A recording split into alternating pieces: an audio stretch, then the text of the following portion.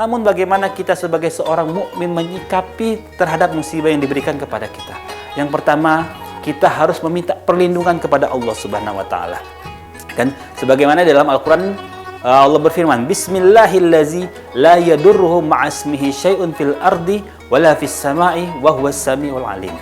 Tidak ada yang bisa memberikan kemudorotan baik di langit dan di bumi, ya kan, kecuali Allah Subhanahu wa taala, ya kan, yang Dia itu Maha mengetahui lagi Maha mendengar.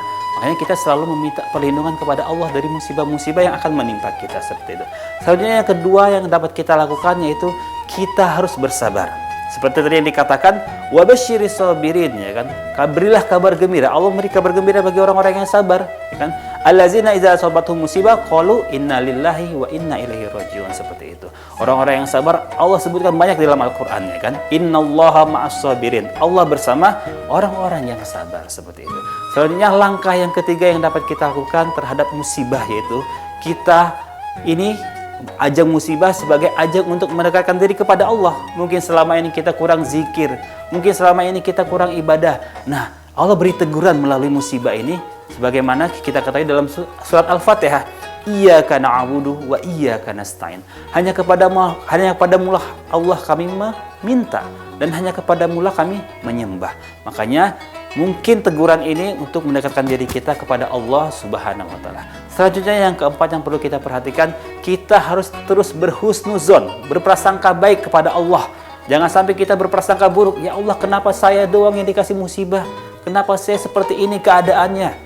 Kenapa si fulannya lebih enak, dia lebih ini sebagainya? Tetap kita berhusnuzon, ya kan? Boleh istri meninggal, boleh anak meninggal, boleh harta nggak ada, tapi apa? Prasangka baik terhadap Allah jangan sampai hilang.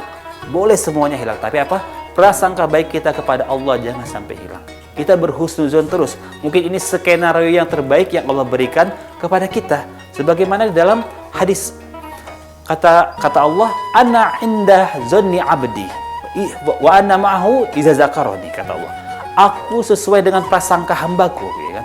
Kalau hambaku berprasangka baik, berarti dia akan mendapat kebaikan. Kalau berprasangka buruk, maka dia juga akan mendapatkan keburukan. Dan Allah akan mengingat seorang hamba itu ketika dia mengingat Allah, baik di dalam sendiri maupun dalam perkumpulan, seperti itu. Makanya kita sebagai seorang mukmin harus benar-benar bijak dalam menyikapi musibah yang telah menimpa kita.